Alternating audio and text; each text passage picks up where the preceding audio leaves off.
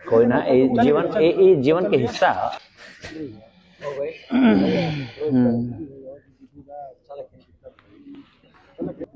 खैर हमार बहन तब भगवान के कृपा से अच्छा घर में ब्याह शादी होता है,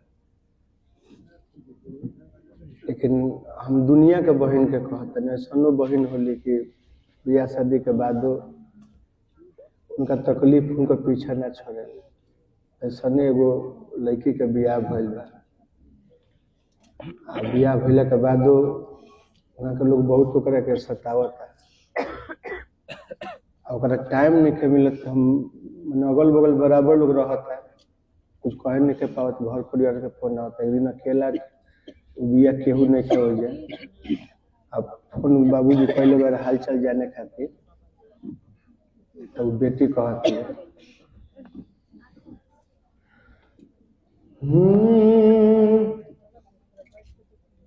कि अरे माथावा के बोझ से हलुक होई गईला, हरे कोइला ना तनी को विचार हो,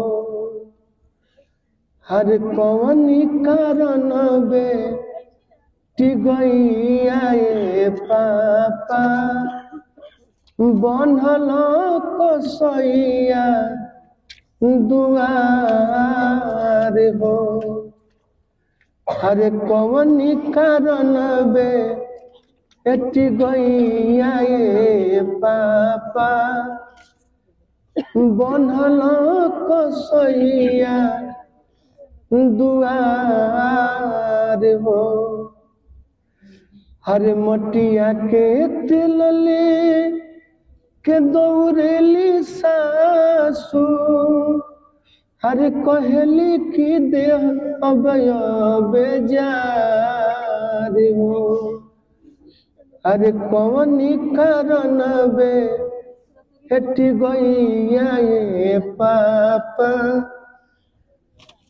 बनल कसैया दुआर हो, किया हर पापा कहल कौनो नहीं कोईनी, आकी मम्मी के सेवा टहल, अरे मम्मी के बोला सेवा टहल नहीं कोईनी, अरे बिना रे कसुर हाथ न दूर कोई दिहला, अरे मोह नहीं कोइला हमारे हो, अरे कौन कारण बे एटी गईया पापा बनल कसैया दुआर हो, आँख के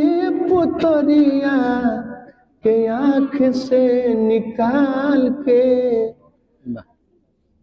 अरे खुश होई बहल चल बलाया पन टाल के, अरे सोनू संग दिल तहरे दिल हकी पत्थर कैसन कैला दूला।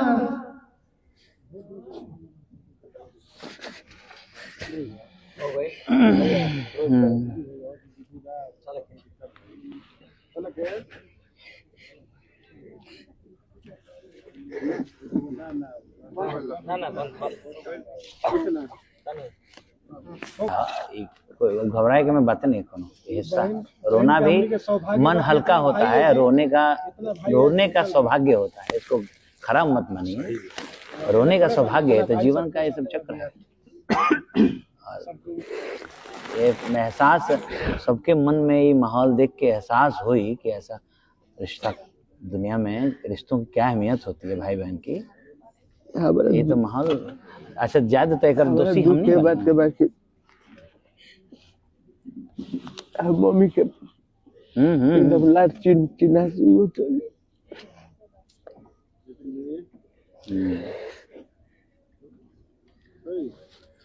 जो लोग कैमरे पे बैठे हैं वो लोग भी रो रहे हैं। अरे अपना घरवा के हम हैं परनवा, अपा पर खेले हमके जीव के जतनवा। भैया के बानी हम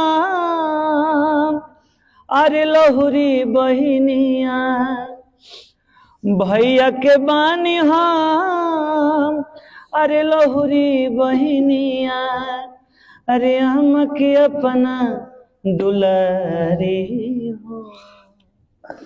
काहे के गवना करवला बलम जी अब ही उमरिया बाबा।